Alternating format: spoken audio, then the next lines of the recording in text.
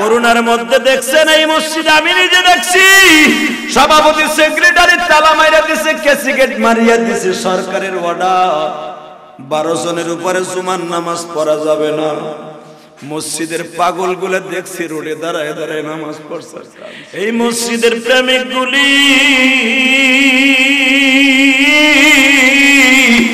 জুমার দিনে তাদের ভিতরে কিসের করুণা, কিসের গজব। মসজিদের প্রেমিকগুলারে আর ঘরে আটকায় রাখতে পারে না গো বাবা। আমি দেখছি মধু পোকার মতো মধু যেরকম সন্ন্যাস করার জন্য বিভিন্ন গাছের ফুলের ডালে পড়ে, মধু পোকাটা যেমন সরিষা ফুলে পড়ে, গোলাপ ফুলে উড়িয়া উড়িয়া দেখে মধু কইব। ঠিক আল্লাহর বান্দারা যারা মসজিদের সাথে যাদের সম্পর্ক, আরে বাবা কিসের অমিক্রণ, কিসের করুণা, তাদের ঘরের মধ্যে আটকায় রাখতে পারে নাই। পুলিশের বাধা দেয়া সত্ত্বেও বাবা বাংলাদেশের মুসলমান আমি দেখছি আবার মসজিদের সামনে গেটের সামনে কয়েকশো মুসলমান পেপার বিছায়া যায়, নামাজ বিছায়া আল্লাহরে ডাকছে, চোখের পানিতে হাত উঁচা করে বলছে মালিক এই গজব তুমি কবে দিয়ে মসজিদটা মুক্ত করে দিও। তোমরা কি পেপার পত্রিকায় দেখছো মসজিদ খোলে না বিদায় বাবা মসজিদের মুসল্লিদের সাথে দাঙ্গা হাঙ্গামা হইছে। এই দৃশ্য একমাত্র বাংলাদেশে হইছে, আর কোথাও হয় নাই বাবা। মসজিদের মুসল্লিদের সাথে কমিটির সাথে মারামারি পর্যন্ত হইছে। তোমরা দেখছো যাত্রাবাড়ি এক মসজিদের কমিটির লোকদেরকে মুসল্লিরা তালা বাইঙ্গে মারছে, বাইতুল মুকাররম তালা বাইঙ্গে ফেলাইছে। কারণ কি জানো, এরা কিন্তু ক্ষমতা দখল করার জন্য মসজিদের গেট ভাঙে নাই, এরা মসজিদের প্রেম সহ্য করতে পারে নাই। জুমার দিন কোন রকম মানা যাবে না, জুমার নামাজ আমার মাওলারে ডাকতে হবে। যেই দেশের মানুষ মসজিদকে এত ভালোবাসে ওই দেশে কোনোদিন বড় মারাত্মক গজব আসতে পারে না।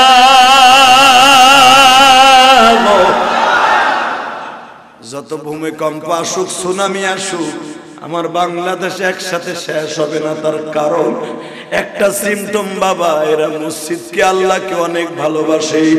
এ মিরপুরের যুবক ভাইরা রে, দুই নয়নের পানি এখন দেখায়া দাও। সেই ইমাম বুখারীর বাড়ির এমন এমন জায়গা আছে বাবা আজানও দিতে দেয় না। ইথিওপিয়ার সেই বেলালের এমন এমন জায়গা আছে, একজন আলেম আমারে কালকে শোনাইলো, হুজুর আমরা জামাতে গেছিলাম, এমন মসজিদে গেছি মসজিদ ধুলা বালু পড়িয়া মসজিদ ঢাকে গেছে। আমরা হোটেলে কাজ করছি, বাড়িতে থাইকা থাইকা কাজ করছি, মসজিদে ঢুকতে দেয় নাই। হালাকি বাবা সেই জায়গায় জন্ম নিছে বেলাল, যেই বেলালকে ডাকতো সব সাহাবীরা সাইয়্যিদুনা বেলাল, ও সাইয়্যিদুনা বেলাল, আমাদের সর্দার বেলাল। যদি বলেন বেলাল সর্দার কেমনে হইল, বেলালের আজান শুনিয়া ওমরের মতো সর্দার ঘুম ভাঙতো। বেলালের আজান শুনে দুজাহানের বাদশা নামাজে দাঁড়াইতো। বেলালের আজান শুনিয়া বাবা একাবার শুনে বিশ্বনবীর নামাজে দাঁড়াইতো।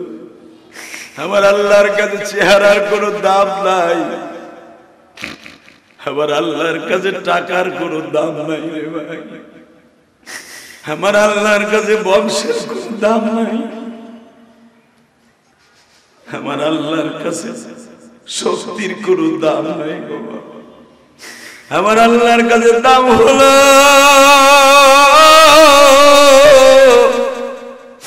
যার কলবটা যত পরিষ্কার, আমার মাওলার প্রেম তত পরিষ্কার।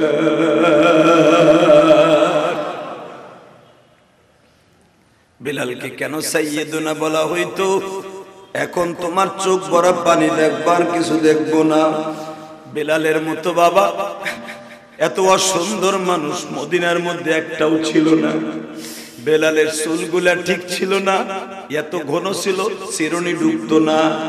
বেলালের দাড়িগুলো এমন খোসা খোসা ছিল, চিরুনি ঢুকাইতে পারতো না, আঙ্গুল পর্যন্ত ঢুকতো না। বেলাল ওজুর সময় পানি এইরকম এইরকম আঙ্গুল দিয়ে ঘষিয়া ঘষিয়া দিলে পানি ঢুকতো। বেলালের পাও দুইটা বাবা তালের ডঙ্গার মতো ছিল, চারিগুলা তেমন ঢক ছিল না, কিন্তু বাজান অঢক বেডঙ্গা মানুষটাকে আমার আল্লাহ এমন ভাবে সাইজ করে দিছে, যদি বেলাল আল্লাহরে ডাক দিত আমার আল্লাহ বেলালের ডাকটা সঙ্গে সঙ্গে শুনিয়া সাথে সাথে সিদ্ধান্ত নাযিল করে দিত। এ যুবক, এবার দেখো তো তুমি পারবা কিনা বেলালের মত মাওলার সাথে প্রেমটা জমাইতে। বেলাল একদিন বিশ্ব নবীরে ডেকে ডেকে বলে, বেলাল রে বেলাল। আবার নবী বেলালের কোমরের অবস্থা দেখে চোখটা বন্ধ করে বলে, বেলাল বেলাল। এই জন্যই তো মদিনার বড় বড় প্রবীণ সাহাবীরা তোরে সাইয়্যিদুনা বলে। বেলাল রে তোর মাজার মধ্যে কি অবস্থা রে বেলাল? বেলাল বলে, নবী আপনার মনে নাই উমাইয়া আমারে যখন লোহার বেরি পরাইয়া তার উটের খামারের ভিতরে চিৎ করে বাঁধা রাখলো, রৌদ্রের গরমে নবী লোহার শিকল গরম হয়ে আমার মাজার মধ্যে ঢুকে গেল। আমার মাজার গোশত গুলা ফার্মের মুরগির গোশতের মতো সেদ্ধ হইয়া ঝরতে লাগলো। হুজুর কোমরটারে তো কোনোদিন আপনারে দেখাই নাই, নবী গো একবার বলেন তো এই মায়ের খাওয়ার পরে কি জাহান্নামে আমার মওলায় মারবে? নবী আমার চোখ মুছে একবার বেলাল রে বেলাল,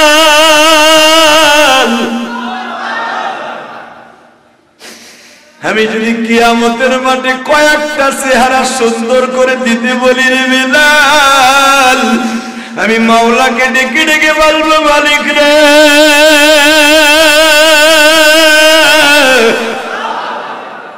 আমার বেলালের চেহারাটা তুমি কোনোদিন সুন্দর করিও না। বেলাল বলে, কেন নবী? বেলাল আমি তোর এই চেহারায় জান্নাতে দেখতে চাই, কারণ জান্নাতে একটা মানুষও কালো থাকবে না, সবাই পূর্ণিমার চাঁদের মতো ফর্সা হয়ে যাবে। এক একটা মানুষ লম্বা হবে 120 হাত, 120 হাত লম্বা হবে জান্নাতের এক একটা মানুষ। বেলাল আমি আল্লাহকে বলবো, আবার বেলালের চেহারাটা অরিজিনাল রেখে দিও, কোনো কালারের দরকার নাই। বেলাল বলেন, নবী গো তাহলে কি সারা জীবন আপনি আমার এই রূপে দেখতে ভালো লাগে? হে বেলাল, তোর এই চেহারাটা শুধু আমার দেখতে ভালো লাগে না, আমার আল্লাহরও ভালো লাগে।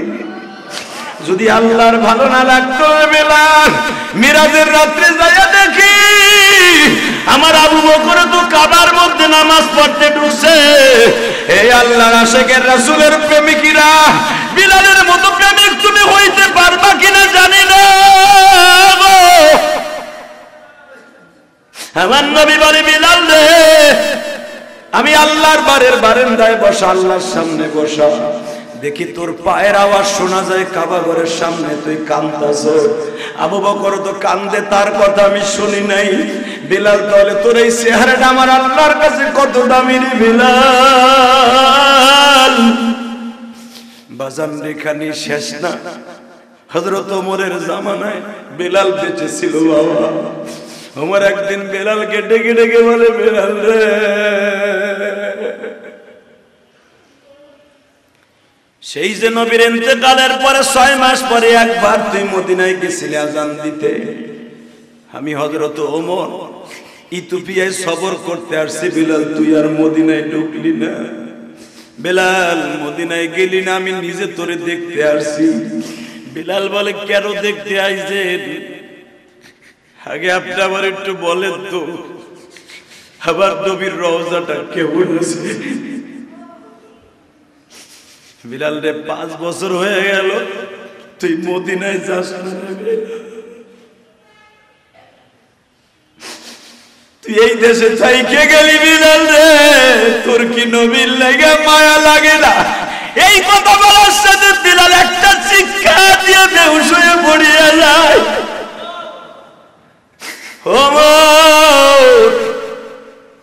একটা কথা বলবেন কি? কি বেলাল রে বল, আমি তোর অনেক কষ্ট করে খুঁজে বাইর করছি রে বেলাল। বেলাল বলে ও আমি যখন নবীর ইন্তেকালের 6 মাসের মাথায় 6.5 মাসের মাথায় ফাতেমার ইন্তেকালের কয়েকদিন আগে মদিনায় গেছিলাম। হাসান হুসাইন আমার অনুরোধ করার পরে আমি আজান দিছিলাম।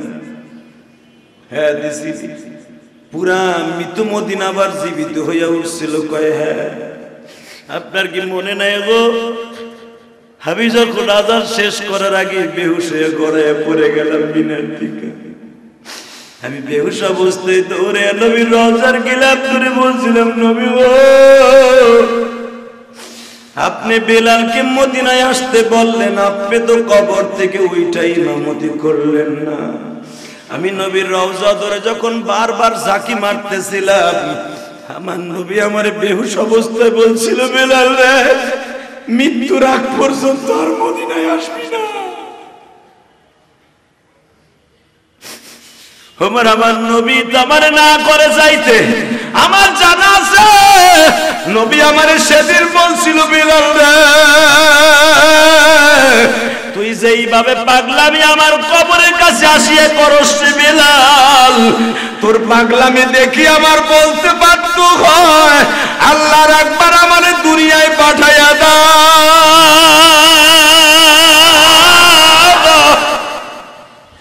আমার বেলালের সামনে আমি একটু কথা বলে আসি।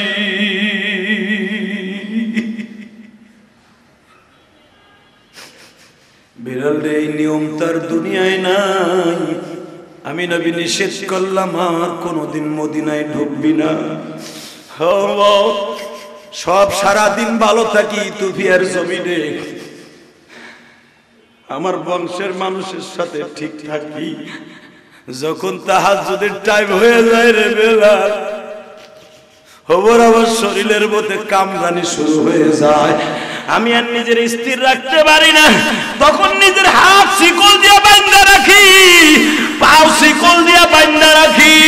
আমার ভিতরে পাগলামি শুরু হয়ে যায়।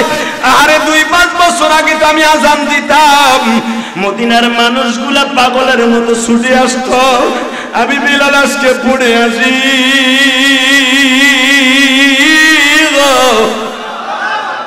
আসসালামু আলাইকুম ওয়া রাহমাতুল্লাহি ওয়া বারাকাতুহু। اللهم صل على سيدنا ونبينا وشفيعنا وحبيبنا مولانا محمد صلى الله تعالى عليه وعلى آله وأصحابه وبارك وسلم. اللهم صل على محمد وعلى آل محمد كما صليت على إبراهيم وعلى آل إبراهيم إنك حميد مجيد. اللهم بارك على محمد وعلى آل محمد كما باركت على إبراهيم وعلى آل إبراهيم إنك حميد مجيد. نحمده ونستعينه ونستغفره ونؤمن به ونتوكل عليه ونعوذ بالله من شرور أنفسنا ومن سيئات أعمالنا من يهده الله فلا مضل له ومن يضلله فلا هادي له الذي أرسل رسوله بالهدى ودين الحق ليظهره على الدين كله وكفى بالله شهيدا أما بعد فقد قال الله تبارك وتعالى وأعوذ بالله من الشيطان الرجيم بسم الله الرحمن الرحيم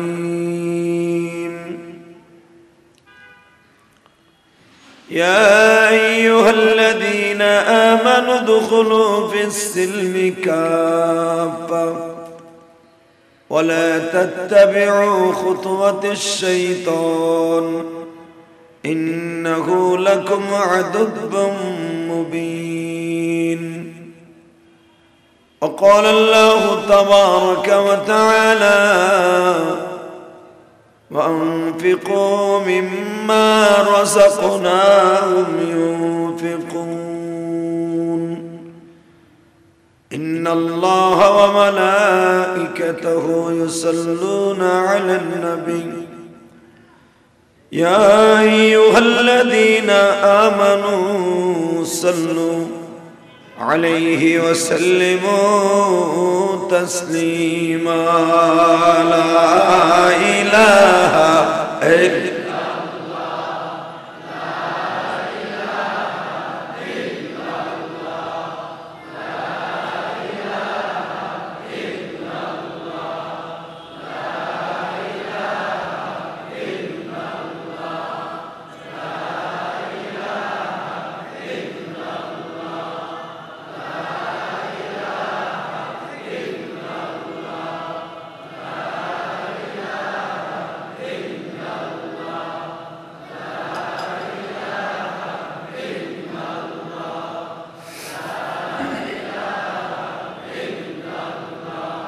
لا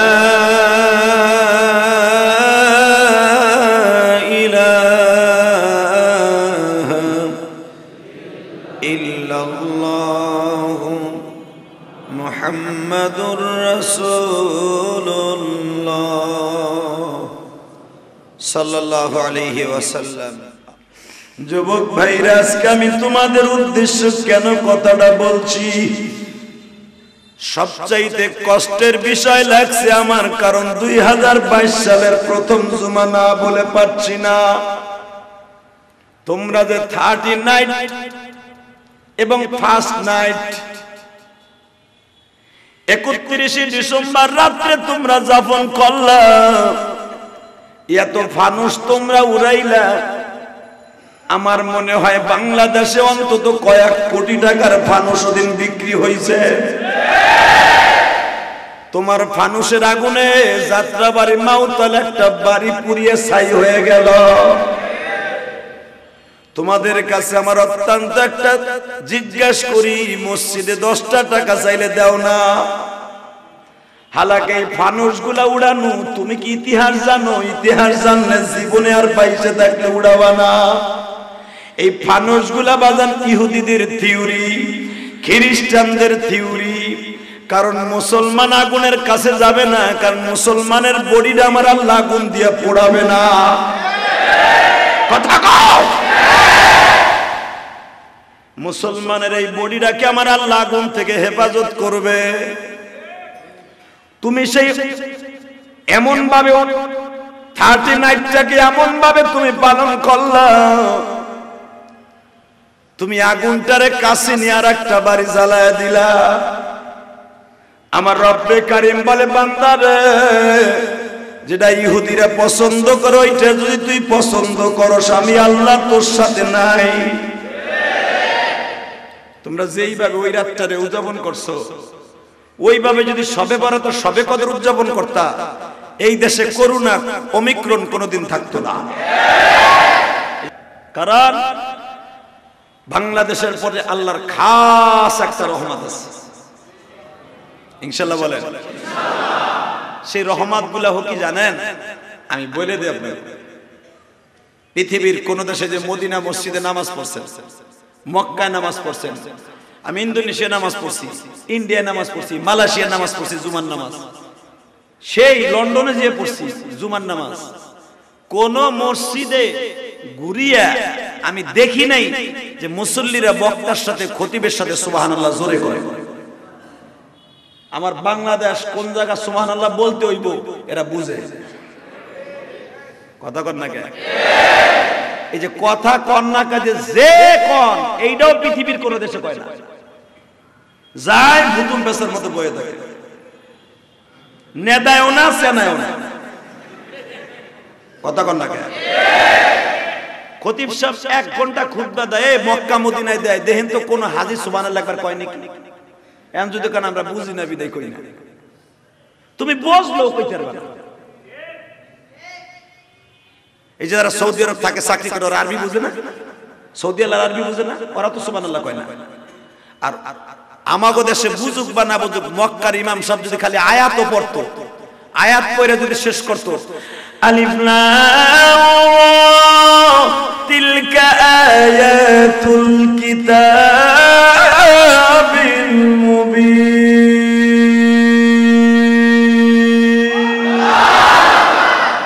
কই আমি তো সুবহানাল্লাহ কইতে কইনি আপনাকে? কেন বলছেন এইটা?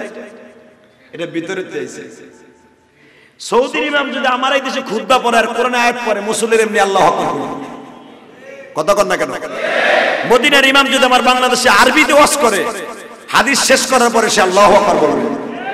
কারণ এই যে আমার এই দেশটার যে গজবে শেষ হবে না তার একটা সিম্পটম আপনাকে বর্ণনা করে দিয়ে যায় মুসলমান। আলেম ওলামার কথা তো ভালো লাগবে না। আমার এই দেশ একসাথে কোনোদিন ভূমিকম্পে শেষ হবে না। আমার এই দেশে এত তাপমাত্রা, এত বড় ভূমিকম্প হয়েছে 6 সেন্টিমিটার 10 সেন্টিমিটার পর্যন্ত হয়েছে, একটা বিল্ডিংও ভাঙে নাই, ফাটছে ডাবছে ভাঙে নাই। আর 6 সেন্টিমিটার 6 দিছে ইন্দোনেশিয়া বালি দ্বীপে, তছনছ হয়ে গেছে। যাদের এত এত এত নেপালও যেই ভূমিকম্প হয়েছে যেই পড়ছে আমার ওই দেশে এই দেশে এরকমই হয়েছে। কই মতিঝিলের একটা বিল্ডিং তো বাংলা না। হালাকে তাদের প্রযুক্তি আর আমার বাংলাদেশের প্রযুক্তি, তাদের কনস্ট্রাকশন আমার দেশের কনস্ট্রাকশন এক না। তারপর আমার দেশ গজবে পড়ে নাই, কারণ এই দেশের মানুষ মাঠে ঘাটে দোকানে অফিসে সব জায়গায় মানুষ আমার আল্লাহরে ডাকে, কথা ঠিক না বেঠি? বাজান রে এবার দিলটা নরম করিয়া দেখায়া দেন। এশিয়া মহাদেশের মধ্যে বাবা কোন নবী আসে নাই, কিন্তু মনে রাখো বাজান এই দেশের মধ্যে নবী না আসলেও বাবা এই দেশের মধ্যে আল্লাহর এত খাস রহমত কেন? এই দেশের মানুষগুলো আমার আল্লাহরে তার জানের চাইতে বেশি ভালোবাসে। জুমার মসজিদে আমার মাওলারে ডাকে, তাবলিগে যায়া আল্লাহর পাগলগুলি টুঙ্গির ইজতেমায় 3 দিন ডাকে। বড় বড় পীর সাহেবের দপ্তরে যে আমার আল্লাহরে ডাকে, সরমনায় যে ডাকে, অনেক জায়গায় যে শর্ষিনায় যে ডাকে, ফুরফুরায় যে ডাকে রে বাবা। মাঠের মধ্যে পৃথিবীর কোন দেশে নাই এইভাবে রাত 11টার পরে মানুষ আল্লাহকে ডাকে। এমন এমন জায়গা আছে বাংলাদেশে রাত 2টা পর্যন্ত আমার আল্লাহর মাঠে বসে ডাকে। এমন এমন জায়গা আছে বাবারা সারা রাত বইয়া বান্দার আল্লাহরে ডাকে।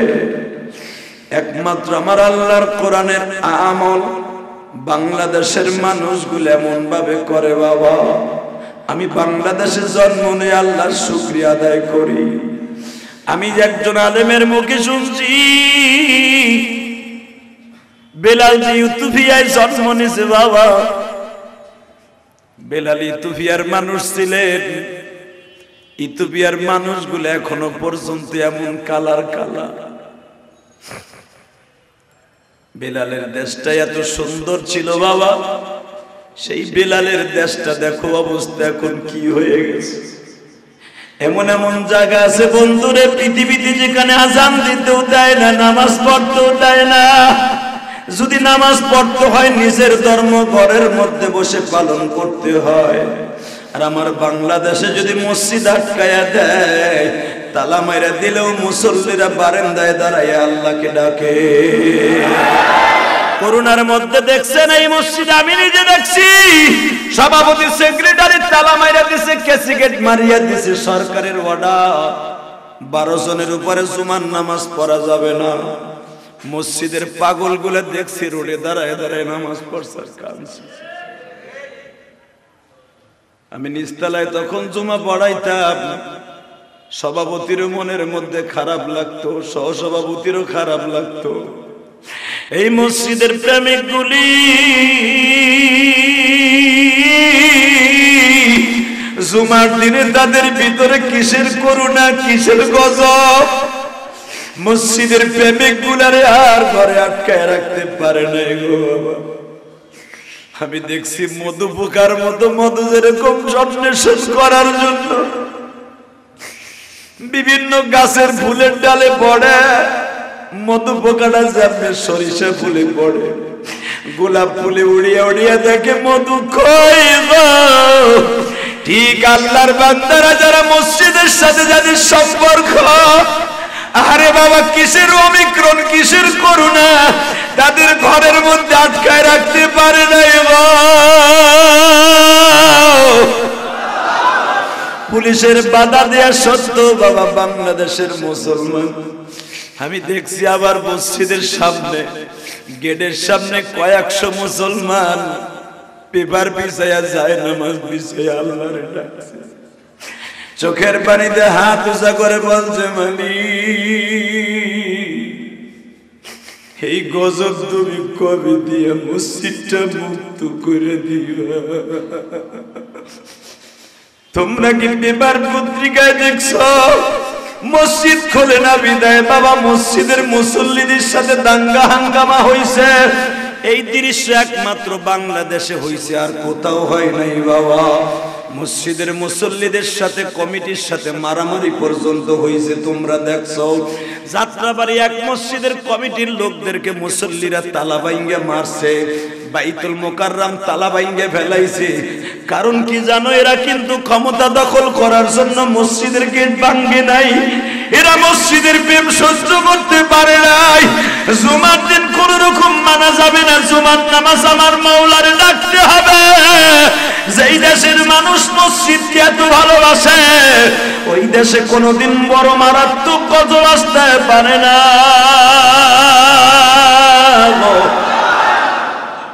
যত ভূমিকম্প আসুক, সুনামি আসুক, আমার বাংলাদেশে একসাথে শেষ হবে না। তার কারণ একটা সিমটম বাবা, এরা মসজিদকে আল্লাহকে অনেক ভালোবাসে।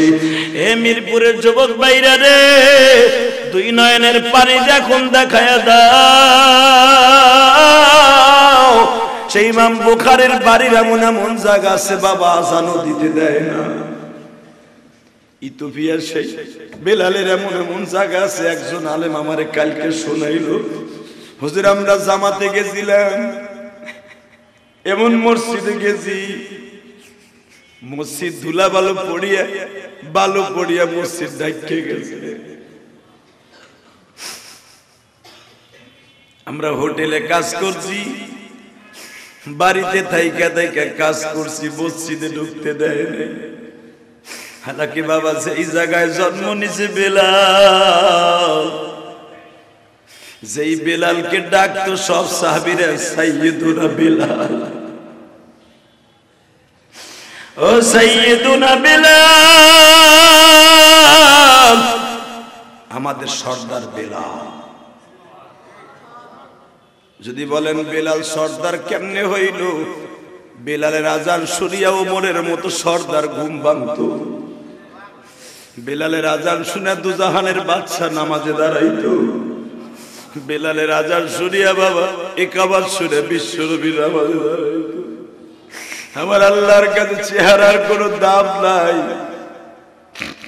আমার আল্লাহর কাছে টাকার কোনো দাম নাই রে ভাই, আমার আল্লাহর কাছে বংশের কোনো দাম নাই, আমার আল্লাহর কাছে শক্তির কোনো দাম নাই গো বাবা। আমার আল্লাহর কাছে দাম হলো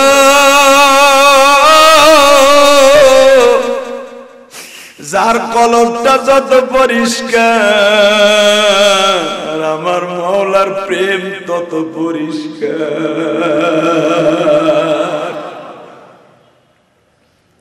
বিলালকে কেন সাইয়েদুনা বলা হইতো?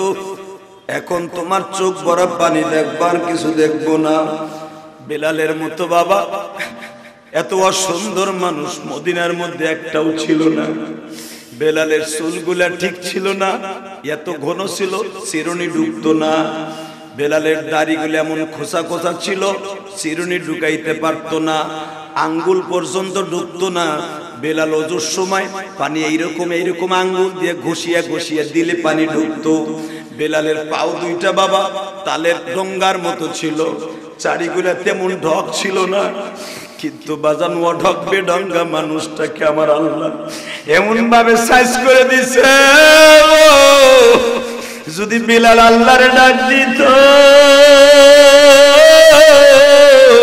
আমার আল্লাহ বেলালের ডাকটা সঙ্গে সঙ্গে শুনিয়া সাথে সাথে সিদ্ধান্ত নাযিল করে দিত।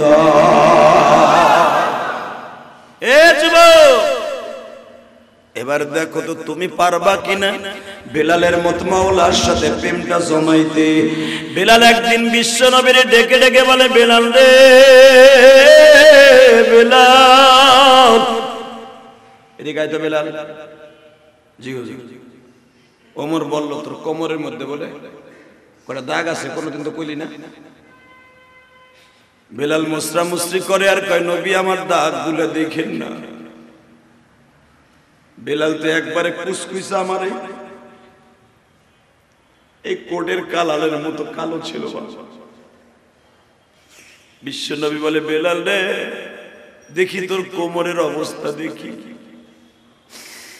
আবার নবী বেলালের কোমরের অবস্থা দেখে চোখটা বন্ধ করে বলে, বেলাল বেলাল, এই জন্যই তো মদিনার বড় বড় প্রবীণ সাহাবীরা তোরে সাইয়্যিদুনা বলে। বেলাল রে তোর মাজার মধ্যে কি অবস্থা রে বেলাল? বেলাল বলে, নবী আপনার মনে নাই উমাইয়া আমারে যখন লোহার বেরি পরাইয়া তার উটের খামারের ভিতরে চিৎ করে বাঁধা রাখলো, রৌদ্রের গরমে নবী লোহার শিকল গরম হয়ে আমার মাজার মধ্যে ঢুকে গেল।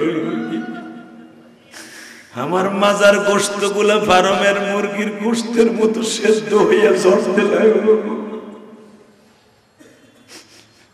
হুজুর কোমরটারে তো কোনোদিন আপনারে দেখাই নাই। নবী গো একবার বলেন তো, এই মায়ের খাওয়ার পরে কি জাহান্নামে আমার মাওলায় মারবে? নবী আমার চোখ মুছে একবার বেলাল রে বেলাল,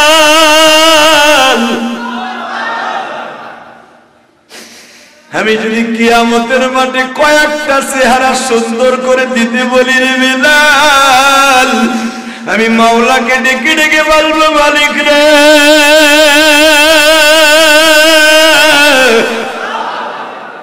আমার বেলালের চেহারাটা তুমি কোনোদিন সুন্দর করিও না। বেলাল বলে, কেন নবী? বেলাল আমি তোর এই চেহারায় জান্নাতে দেখতে চাই, কারণ জান্নাতে একটা মানুষও কালো থাকবে না, সবাই পূর্ণিমার চাঁদের মতো ফর্সা হয়ে যাবে। এক একটা মানুষ লম্বা হবে 120 হাত, 120 হাত লম্বা হবে জান্নাতের একটা মানুষ। বেলাল রে আমি আল্লাহকে বলবো, আবার বেলালের চেহারাটা অরিজিনাল রেখে দিও, কোনো কালারের দরকার নাই। বেলাল বলে, নবী গো, তাহলে কি সারা জীবন আপনি আমার এই রূপে দেখতে ভালো লাগে? হে বেলাল, তোর এই চেহারাটা শুধু আমার দেখতে ভালো লাগে না, আমার আল্লাহরও ভালো লাগে। যদি আল্লাহর ভালো না লাগতো বেলাল, মিরাজের রাত্রে যাইয়া দেখি আমার আবু বকর তো কাবার মধ্যে নামাজ পড়তে ঢুকছে। এই আল্লাহর আশিকের রাসূলের প্রেমিকরা, বিলালের মতো প্রেমিক তুমি হইতে পারবা কিনা জানি না। আমার নবী বলে, বিলাল রে, আমি আল্লাহর বারান্দায় বসা, আল্লাহর সামনে বসা, দেখি তোর পায়ের আওয়াজ শোনা যায় কাবা ঘরের সামনে, তুই কাঁদতাছ। আবু বকর তো কান্দে, তার কথা আমি শুনি নাই। বিলাল বলে, তোর এই চেহারাটা আমার আল্লাহর কাছে কত দামি রে বিলাল। বাজান রেখানি শেষ না, হযরত ওমরের জামানায় বিলাল বেঁচে ছিল বাবা। ওমর একদিন বেলালকে ডেকে ডেকে বলে, বেলাল রে, সেই যে নবীর ইন্তেকালের পরে 6 মাস পরে একবার তুই মদিনায় গেছিলি আযান দিতে। আমি হযরত ওমর ইথিওপিয়ায় সফর করতে আসছি, বেলাল তুই আর মদিনায় ঢুকলি না। বেলাল, মদিনায় গেলি না, আমি নিজে তোরে দেখতে আসছি। বেলাল বলে, কেন দেখতে আইছেন? আগে আপনি আবার একটু বলেন তো, আবার নবীর রওজাটা কেমন আছে? বিলাল রে, 5 বছর হয়ে গেল তুই মদিনায় যাস না, তুই এই দেশে থাইকে গেলি বিলাল রে, তোর কি নবীর লাগা মায়া লাগে না? এই কথা বলার সাথে বিলাল একটা শিক্ষা দিয়ে বেহুশ হয়ে পড়িয়া যায়।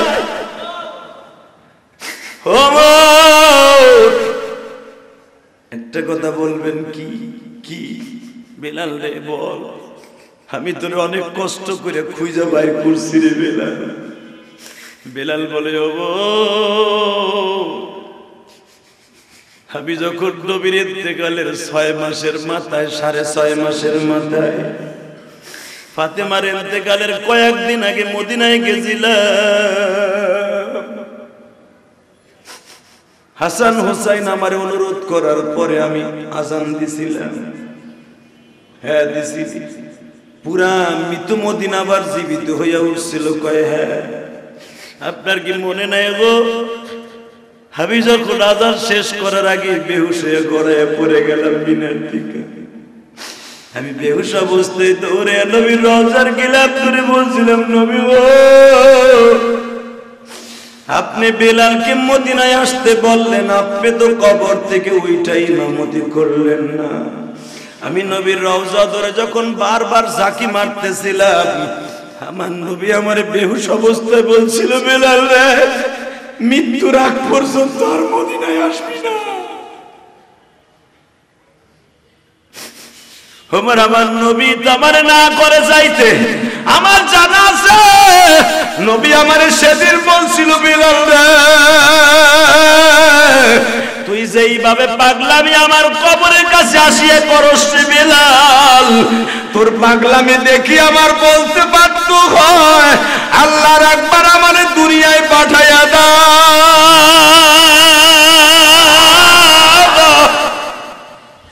আমার বেলালের সামনে আমি একটু কথা বলে আসি।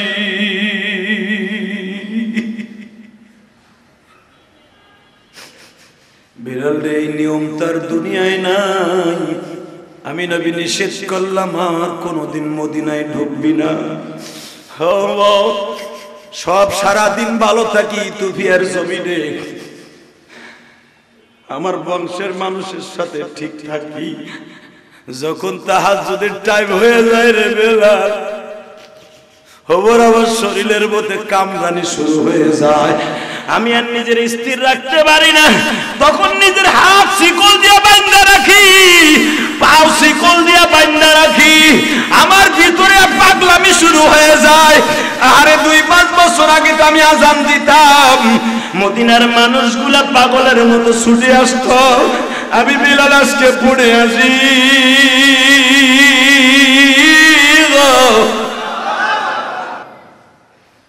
আমারে তো কেউ বলে না বিলাল আজান দিবি না, তাহাজ্জুদের টাইম হয়ে গেছে।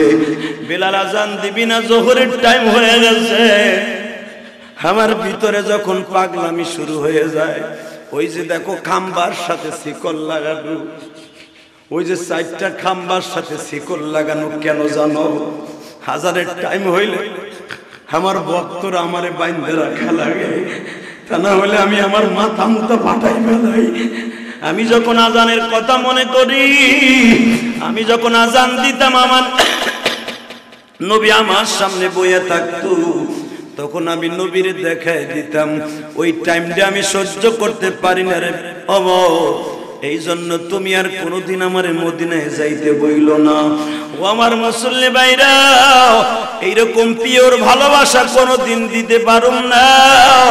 তবে ওমরের বেলালের কথা শুনিয়া যাদের চোখে এক ফোঁটা পানি ঝরে গেছে গো বাবা, আমি আল্লাহর সাক্ষী রেখে বলে গেলাম, এই চোখের পানি একদিন আল্লাহর আদালতে যায় বলবে,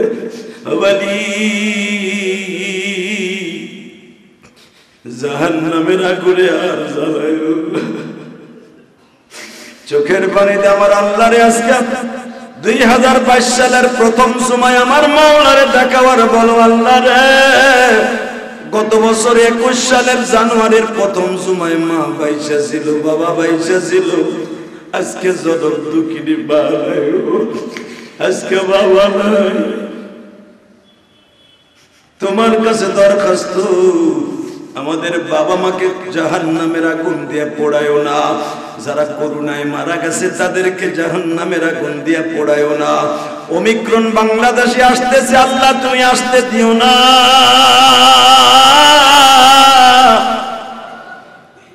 আমার ছোট্ট দেশ গজব পাঠাইলে আমরা মোকাবেলা করতে পারবো না। 2022 সালের প্রথম জুমায় আল্লাহকে খুব শান্ত মেজাজে বলেছেন, আল্লাহ ওমিক্রন পাঠাইয়েন না। চোখের পানি দিয়ে আপনার কাছে বললাম, এই গজবের মোকাবেলা করার মতো শক্তি আমাদের নাই। আল্লাহ আপনি আমাদের হেফাজত করেন। জোরে বলেন আমিন, জোরে বলেন আমিন। আসেন তওবা করে আস্তাগফিরুল্লাহ রাব্বি মিন কুল্লি যামবি আতুবু ইলাইহি লা হাওলা ওয়ালা কুওয়াতা ইল্লা বিল্লাহ। তওবা তো করলেন, চোখের পানি ফেললেন। 2022 সালের প্রথম জুমায় কিছু করার দরকার আছে না নাই? সারা বছর আপনি ভালো থাকবেন, সারা বছর ব্যবসায় লাভ পাবেন, সারা বছর সুস্থ থাকবেন, ওমিক্রন আপনাকে ধরবে না ইনশাআল্লাহ। শরীরের যে একটা যাকাত আছে, শরীরের যে একটা দান করার সিস্টেম আছে ভালো থাকার জন্য, আমি বলছিলাম গত জুমায় 10 কাতার হইছে। এই জুমায় কি কোনো 2-1টা কাতারের জন্য আল্লাহর বান্দা দাঁড়াবে? আমি তো আমার মসজিদে লেগে চাই নাই রে ভাই, আমি চাইছি তোমাকে ওই মহল্লার মসজিদে লেগে। তুমি যদি আমার রাস্তায় দাঁড়াইয়া আমার হুজুরের সামনে বকো, যার জুমার নামাজের টাকা চাওয়ার গুতায় মন চায় না নামাজ পড়তে যাইতে, আল্লাহর গজবের ভয় করে ভাই। আমি ইলিয়াস রহমান জিয়াদি জীবনে কোনোদিন কারো কাছে হাত পাতি নাই আমার নিজের জন্য। এই যে মসজিদ করতেছি, এটা আল্লাহর ঘর, এটা কি আমার ঘর? আমি যেটা করতেছি, আমার 3 কোটি টাকা চলে গেছে বেটা, কারো কাছে হাত পাইতাম 1টা টাকা নেই। তুমি আমার বদনাম কইবা যে বেটাতে মাইছে খেতে চাই আছে মসজিদ করতেছে, এই ডরে আমি কারো কাছে চাই নাই। তবে ইচ্ছা করে আপনারা অনেকেই দিয়েছেন, আলহামদুলিল্লাহ বলেন। সেক্রেটারি সাহেবের বড় ভাই আনিস ভাই গোপনে গোপনে আমার অনেক টাকা দিয়েছে। তা কইলো তো তোমাকে পরে কয় হে এনে দেন ওখানে দেখে। মনে রাখবেন খবরদার, আমি কোনোদিন আমার নিজের জন্য চাই নাই। আপনারা আমার সমালোচনা করেন না প্লিজ, প্লিজ। আপনাকে হাতে পা ধরে বলি, আমি যে আপনাকে ওই মসজিদে লেগে কালেকশন করি, টাইলস চাই, এত কিছু কান্নাকাটি করাই, এত কিছু করাই, আমার যত জীবনের আকাম কুকাম পাপ আছে, আপনি রাস্তায় দাঁড়ায় আমার সমালোচনা করার কারণে সব যাইব আপনার অ্যাকাউন্টে। আমি ওই যে আব্দুল কাদের জিলানী, একবারে ফ্রেশ আল্লাহর একজন ওলি। আমি কি দরকার আছে বেটা চান্দু তুমি আমার সমালোচনা করে আমার গুনাহগুলো নিবা? আমি চাই না, তোমার নেক আমার লাগবে না। তুমি আমার সমালোচনা করো না প্লিজ প্লিজ। আমি যা কিছু বলি এই ঘরের জন্যই করি, আল্লাহর ঘরের জন্য, তাই না ভাই? আল্লাহ আমাদের সবাইকে হেফাজত করেন। আসেন তওবা করে আস্তাগফিরুল্লাহ রব্বি মিন কুল্লি যামবি ওয়া আতুবু ইলাইহি লা হাওলা ওয়ালা কুওয়াতা ইল্লা বিল্লাহিল আলিয়্যিল আযীম। আল্লাহর এক বান্দা আমার মসজিদে একটা টাইলসের দাম দিয়েছে, আলহামদুলিল্লাহ বলেন। দোয়া করি, আপনারা তাদের জন্য দোয়া করেন, আল্লাহ সবাইকে ভালো রাখেন। আল্লাহুম্মা আমিন। ربنا ظلمنا أنفسنا وإن لم تغفر لنا وترحمنا لنكونن من الخاسرين اللهم اغفر لنا ولوالدينا رب ارحمهما كما ربياني صغيرا اللهم انصرنا فإنك خير الناصرين افتح لنا فإنك خير الفاتحين وارزقنا فإنك خير الرازقين আমলি আবার বলে ওমিক্রন আসতেছে। Italy, London, France, German, Japan, আমার পাশের দেশ ভারতে ওমিক্রনের আক্রান্ত হয়ে শত শত মানুষ অসুস্থ। আমার বাংলা মাস শুধু একটা দেশ এখনো শুরু হয়নি। আল্লাহ গো, বাংলাদেশে সবে মাত্র 20 থেকে 21 জনের নাম শনাক্ত হয়েছে। আমালি কার বাড়ায় না গো, আমার এই ছোট্ট বাংলাদেশে যদি ওমিক্রন নামে গজব শুরু হয়ে যায়, করোনার মতো মহামারী, কি করব? তুমি আমার ছোট্ট বাংলাদেশটাকে হেফাজত করো আল্লাহ। আমাদের কাছে, আমাদের সরকারের কাছে পর্যাপ্ত পরিমাণে এই গজবকে মোকাবেলা করার মতো সরঞ্জাম নাই। প্রযুক্তিপূর্ণ দেশ যেখানে শক্তিশালী দেশটা দুর্বল, তাদের সামনে আমাদের এই ছোট্ট দেশটা কেমনে টিকে থাকবে এই গজবের মোকাবেলা করে? আল্লাহ মেহেরবানি করে আমার ভাইদেরকে আপনি সুস্থ রাইখে দেন। যেই 20 জন আক্রান্ত হয়েছে তাদেরকে সুস্থ করে দেন আল্লাহ। যারা নতুন করে আক্রান্ত হবে গোপনে গোপনে আপনি ভালো করে দেন আল্লাহ। যাদেরকে নিয়ে হাত তুলেছি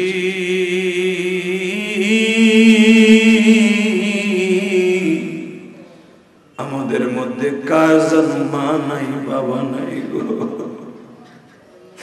প্রত্যেকের বাবা মায়ের কবরটা জান্নাতের বাগান বানায় দেন আল্লাহ। যেই তিনজন এক এক কাতার করে তোমার ঘরের এই মসজিদের বাইতুস সুজুদে দান করলো, এদের সকলের বাবা মাকে তুমি মাফ করে দাও, কবরটা জান্নাতের বাগান বানায় দাও। যারা একটা দুইটা টাইলস এই মসজিদে দান করলো তাদেরকে কবুল করে নাও। আমার রক্ত পানি করা পয়সায় নির্মিত মসজিদে অনেকে দান করে, গোপনে গোপনে অনেকে দান করে আল্লাহ। কত মা বোনেরা গোপনে গোপনে স্বামীর হাতে টাকা দিয়া বলে জেহাদির মসজিদে দিও। আসলে মসজিদ আমার নয়, মসজিদ হলো তোমার। তোমার পাগল পাগলিরা যারাই যেখান থেকে দান করে তাদের দানগুলো কবুল করে নাও আল্লাহ। লন্ডন থেকে, কানাডা থেকে প্রতি জুমাই দোয়া চায়, মানিকগঞ্জ থেকে দোয়া চাইছে, আরো যে যেখান থেকে দোয়া চাইছে সকলকে আপনি মাফ করে দেন আল্লাহ। আল্লাহ দামরাই থেকে তোমার এক পাগল অসুস্থ আল্লাহ, আজকে ওপেন হার্ট সার্জারি হয়েছে আল্লাহ। লোকটা অনেক বিপদে আছে, মেহেরবানি করে সুস্থ করে দাও আল্লাহ। আরো যারা এখানে অসুস্থ আছে সুস্থ বানায় দাও আল্লাহ। লন্ডনের ভিতরে তোমার এক পাগল দোয়া চাইছে, তার 2টা সন্তানই করোনা রোগে আক্রান্ত হয়ে গেছে আল্লাহ। অতি তাড়াতাড়ি সুস্থ করে দাও, অতি তাড়াতাড়ি সুস্থ করে দাও। তার মেয়ের জামাই, মেয়ে সবাই আক্রান্ত হয়ে গেছে করোনায় আল্লাহ। গতকালকে দোয়া চাইছে, মেহেরবানি করে সুস্থ করে দেন আল্লাহ। আরো যারা আমার বাংলাদেশে বাইরে ইটালিতে আক্রান্ত হয়েছে ওমিক্রনে, তাদেরকে সুস্থ করে দেন আল্লাহ। সৌদি আরবে অনেকেই ওমিক্রনে আক্রান্ত হয়েছে, দোয়া চেয়েছে আল্লাহ, মেহেরবানি করে সুস্থ করে দেন। ওয়া সাল্লাল্লাহু তাআলা আলা খায়রি খালকিহি মুহাম্মদ ওয়া নূরি আরশি সাইয়্যিদিনা মুহাম্মদ বিরহমাতিকা।